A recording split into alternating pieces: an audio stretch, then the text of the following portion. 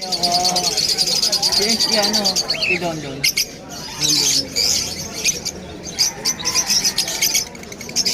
Ito yung mga aqua na yan.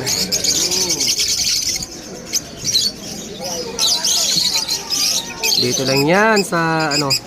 Sa grotto ba may nagdadala ng aqua, Mr. C? Sa grotto may nagdadala ng aqua. Bukawi, marami. Ay, hindi ba nag-grotto siya, no? Hindi nag-grotto. Ganda na ito. Linggo yung grotto. Paano yan pagka gagawin ng parkingan to? Nakita ka ako eh.